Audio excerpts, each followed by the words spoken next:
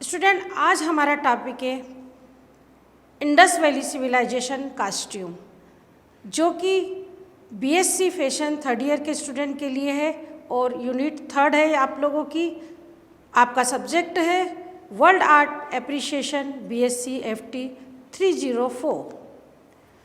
आज हम अपने टॉपिक के अंदर इंडस वैली सिविलाइजेशन में female clothing, jewellery, men's clothing, textile and hair style के बारे में पढ़ेंगे।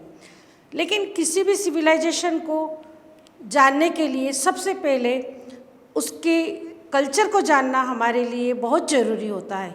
कहाँ से ही कैसी उसकी जलवायु है, किस तरह का उसका मौसम था, किस तरह उसका पतन हुआ, तभी हम वहाँ की जलवायु के हिसाब से हम आपको उसका कल्चर बता सकते हैं।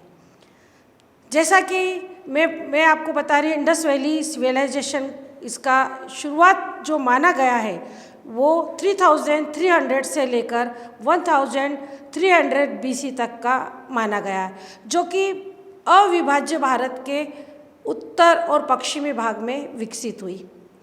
विश्व की जो 4 सिविलाइजेशन हुई, मेसोपोटामिया, इजिप्ट, चाइनीज़ और इंडस वैली, इसमें इंडस वैली सिविलाइजेशन सबसे प्राचीन सिविलाइजेशन रही है। ऐसा माना जाता है कि ये सिविलाइजेशन सबसे प्राचीन होने के साथ साथ काफ़ी गौरवशाली भी रही है। इस सिविलाइजेशन की अगर हम बात करते हैं तो यहाँ के रहने वाले लोग पूर्ण रूप से विकसित थे। इन्होंने अपने रहन सहन, अपने रहने का, कृषि, औजार, हर क्षेत्र में इन्होंने चहुमुखी उन्नति की है। ये सबसे उन्नत सिविलाइजेशन में मानी गई है। इसका फैलाव जो था वो अधिकतर अफ़गानिस्तान, पाकिस्तान और भारत के पश्चिमी क्षेत्र तक रहा। सिंधु नदी, जो कि भारत के पश्चिमी भाग और उत्तर भाग में बहती थी, वहाँ उसके किनारे एक सरस्वती नदी भी थी, जहाँ पर 2 आप के बीच में इन्होंने अपना रैन बसेरा बसाया। ये लोग पक्की ईंटों के द्वारा मकान को बनाकर रहते थे। इनको ईंट का बनाने का, मकान को बनाने का, कारपेंटर का, बढ़ाई का, सबका नॉलेज था। साथ ही ये लोग कृषि में भी पूर्णतः उन्नत थे। हमें प्राप्त साक्ष्य से हमें जानकारी मिलती है कि ये लोग कृषि में बैल और हल का भी उपयोग करते थे। क्रॉप्स की बात करें तो ये लोग बाजरा, गेहूँ और साथ में फ्रूट्स में खजूर और वाटरमेलन का भी काफ़ी हमें जानकारी प्राप्त होती है। इसके अलावा खेल खिलौने से प्राप्त जानकारी से भी हमें ये पता चलता है कि ये लोग मिट्टी से, तांबे से, चांदी से, सोने से आदि के ये लोग उपयोग करते थे। धातुओं की अगर बात करें तो वैसे इसे कांस्य युग कहा गया, जो तांबा और टीन को मिलाकर ये लोग कांस्य का निर्माण करते थे। लेकिन साथ ही ये लोग सोना, चांदी और तांबा और कांस्य चारों धातु का इसमें हमें वर्णन मिलता है। सिंधु घाटी सिविलाइजेशन अधिकतर हड़प्पा और मोहनजोदड़ो, कालीबंगा, राखीगढ़ आदि जगह पे खुदाई से प्राप्त हमें जो भी साक्ष्य मिले हैं उसके आधार पर ये लोग काफ़ी उन्नत रहे हैं। इंडस वैली सिविलाइजेशन का जो स्प्रेड रहा, ये इंडिया से अफ़गानिस्तान, ईरान और आज जो पाकिस्तान है वहाँ तक फैला। और वैसे इनकी 2 मेजर सिटीज़ थी ये सिविलाइजेशन की, हड़प्पा और मोहनजोदड़ो। एंशिएंट इंडस वैली में अगर हम ज्वेलरी की बात करते हैं तो आपको मैंने बताया ज्वेलरी में ये लोग तांबा, सोना, चांदी, मिट्टी, आइवरी, बीड्स सभी का इन्होंने भरपूर उपयोग किया। बर्तनों के अंदर मिट्टी के बर्तन बनाए और उस पर कुशल शिल्पकारी की। आपके पत्थर के बने हुए बीड्स को भी इन्होंने यूज़ किया। ज्वेलरी में कड़ास, हार, माला, बीटी सभी का इन्होंने यूज़ किया। आप सामने देख रहे हैं कि पत्थरों के अंदर किस तरह से इन्होंने छेद करके उसकी मालाएं बनाई हैं और हार के अंदर वुडन के साफ करके शिल्प के द्वारा सुंदर आकृति की स्टिक को भी इन्होंने गले का नेकलेस तैयार किया है। साथ में इन्होंने पत्थर और मूर्ति उसके मेटल को लेकर भी इन्होंने काफ़ी काम किया है। पत्थर और मेटल के साथ उसको जोड़कर एक नई डिज़ाइन को बनाया। और पायल का भी इन्होंने कहीं कहीं उपयोग किया है। अधिकतर पैरों में, हाथों में ये लोग कड़ा ही वेयर करते थे। सीप का भी इन्होंने प्रयोग किया है, जिसको हम कोड़ी कहते हैं, इसका भी इन्होंने प्रयोग किया है। ये डांसिंग एक हमको साक्ष्य के रूप में एक मूर्ति मिली है। इससे हमें पता चलता है कि ये हैंड्स के अंदर कई लेयर्स की चूड़ियाँ पहनती थी, हाथ में बाजूबंद होता था और पैरों में पायल मिली है। कहीं कहीं महिलाएं ग्रिडल का भी उपयोग करती थी। और साथ में हेयर स्टाइल के अंदर एक बगरा रूपी एक आभूषण ये लोग लगाती थी। बालों को पीछे से बन करके 2 भागों में डिवाइड करके बनाती थी। पॉलिटिकल अगर इनका देखें तो ये काफ़ी मजबूत थे। इनके शासक और निम्न वर्ग 2 प्रकार के ये लोग होते थे। शासक जो दुर्ग में रहता था और साथ में निम्न वर्ग इसके आसपास पक्के मकानों में ये लोग रहते थे। ये काफ़ी अनुशासित थे।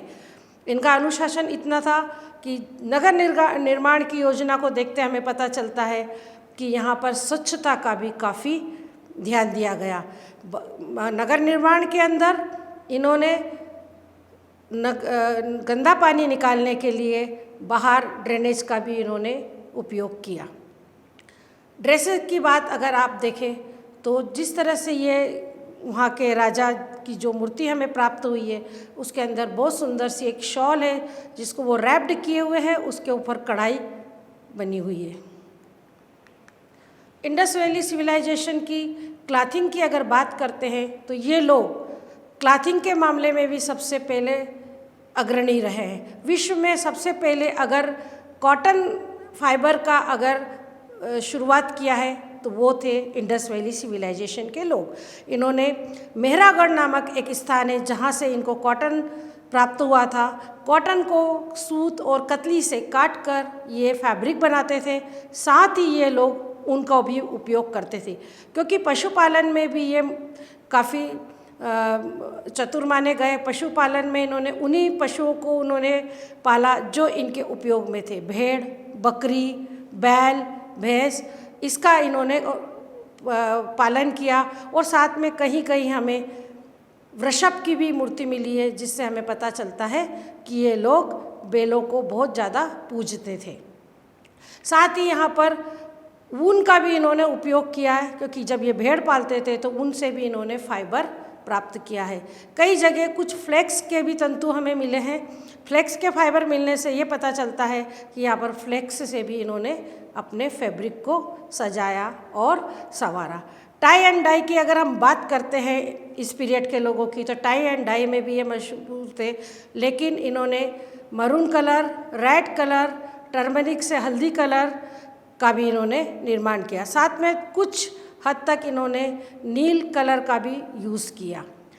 डाइंग में ये लोग कॉटन को ही डाई करते थे। उलन का मोटा और पतला दोनों प्रकार का इन्होंने फैब्रिक बनाया।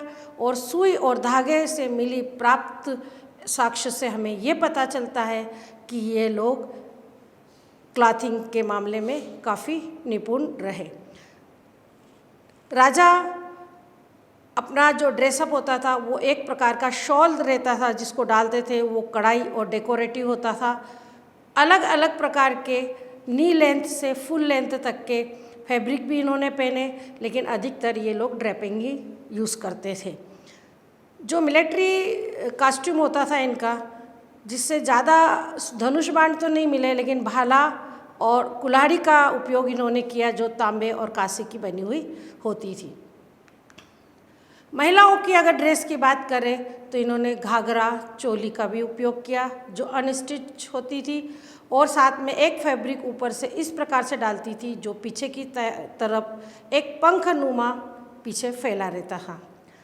शॉर्ट धोती और लॉन्ग धोती दोनों का उपयोग किया। काम करने वाली जो महिला थी निम्न वर्ग की, वो अपने बालों को बन बना कर रखती थी।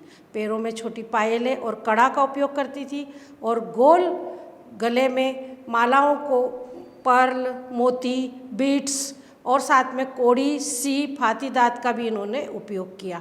साथ ही जो समृद्ध परिवार की महिलाएं थी वो अपने गारमेंट को बहुत अलग अलग तरीके से सजाती थी, डेकोरेटिव करती थी।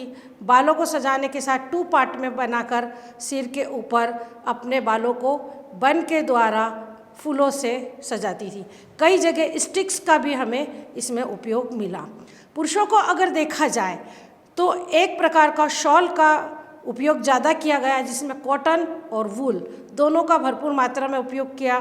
फ्लावर से पता चलता है कि ये अपने टेक्सटाइल में अलग अलग तरीके की प्रिंट को कढ़ाई के द्वारा तैयार करते थे। और पुरुष और महिला दोनों का अगर हम देखते हैं तो दोनों ही अपनी ज्वेलरी में कर्णफूल, बाली, हारास और सिर हेड गियर के ऊपर एक रिबन का यूज़ किया। साथ में ये रिबन को इस तरह से बनाते थे ताकि हेयर को पूरी तरह से टाइट तरीके से बांध सके। आप सामने जो मूर्ति देख रहे हैं इसमें आपको नज़र आ रहा है कि 4 फूलों के द्वारा इन्होंने एक हेड गियर बनाया हुआ है। इस हेड गियर के अंदर एक पंखनुमा एक टास्क लगाया हुआ है जिसके द्वारा ये हेड गियर को टिका के रखते थे। महिलाएं ग्रिडल का यूज़ करती थी और कभी कभी टगड़ी का यूज़ भी करती थी। दूसरा, आप एक मूर्ति का फोटो देख रहे हैं जिसको 4 लेयर्स में उन्होंने अपने हेयर्स को बांधा है, जो गोल्डन रिबन के द्वारा तैयार किया जाता था और बचे हुए हेयर्स को वो नीचे बन के रूप में बनाकर लगा दिया करती थी।